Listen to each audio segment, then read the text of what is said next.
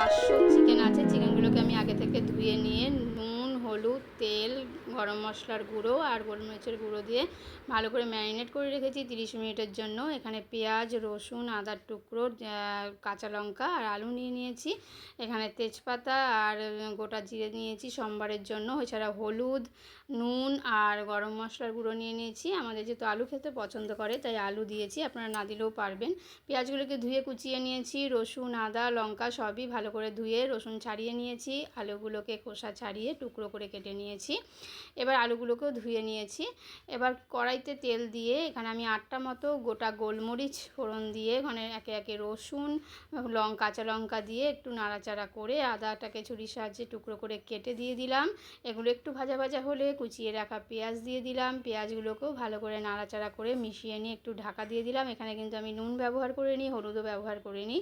যখন একটু এই বাদামি কালারের ভাজা হয়ে যাবে তখন আমি এটাকে নামিয়ে নেব। খুব লালচে করে ভাজার দরকার নেই, নামিয়ে ঠান্ডা করে নেব। এদিকে আমি কড়াইতে আরেকটু তেল দিয়ে কেটে ধুয়ে রাখা আলুগুলোকে ভেজে নেব।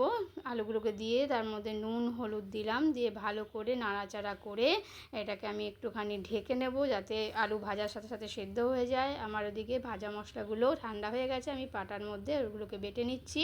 এদিকে একবার দেখে নিচ্ছি যে আলুটা কতটা হয়েছে, আর একটু ভাজা হবে। এখানে আমার মশলা বাটাও হয়ে গেছে। এইভাবে যদি আপনারা বেটে মাংস করেন তাহলে দারুণ টেস্ট হয়। একবার চিকেন কষা এইভাবে করে খেয়ে দেখবেন, দারুণ টেস্টি হয়। আমার চ্যানেলটাকে প্লিজ একবার সাবস্ক্রাইব করবেন, লাইক করবেন, শেয়ার করবেন। আলু ভাজা আমার হয়ে গেছে, লালচে লালচে করে ভেজে নিয়েছি। এবার আলুগুলোকে আমি তুলে নিচ্ছি। আলুগুলো তোলা হয়ে গেলে পরে আমি এর মধ্যে দিয়ে দিচ্ছি একটু তেল। তেলের মধ্যে জিরা আর তেজপাতা ফোড়ন দিয়ে ম্যারিনেট করা মাংসগুলোকে দিয়ে ভালো করে নাড়াচাড়া করে একটু কষিয়ে নেব। যখন দেখব জল ছেড়ে দিয়েছে তখন কি করব, ওর মধ্যে ভেজে রাখা আলুগুলোকে দিয়ে আবারও ভালো করে নাড়াচাড়া করে খুব ভালো করে কষিয়ে ওটাকে ঢেকে দেবো। তখন কিন্তু আঁচটা একটু মিডিয়াম টু লোতে রাখবো। ভালো করে নাড়াচাড়া হয়ে যাওয়ার পর যখন দেখবো এগুলো একটুখানি সেদ্ধ সেদ্ধ মতো হয়ে গেছে তখন এর মধ্যে ওই বেটে রাখা মশলাটা দিয়ে আবারও ভালো করে নাড়াচাড়া করে কষিয়ে নেব যাতে ভালো করে মিশে যায়। দিয়ে ওরকম হালকা আঁচে ঢেকে রেখে দেবো।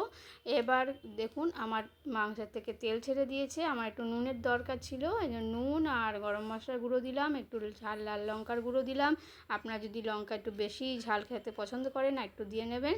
তারপরে সামান্য জল দিয়ে, একটু উষ্ণ গরম জল দিলেই ভালো হয়, দিয়ে আবার ঢাকা চাপা দিয়ে কিছুক্ষণ ফুটিয়ে নিয়েই নামিয়ে নেব। আপনারা একবার এইভাবে করে খেয়ে দেখুন, দারুণ টেস্টি আর চিকেন কষা।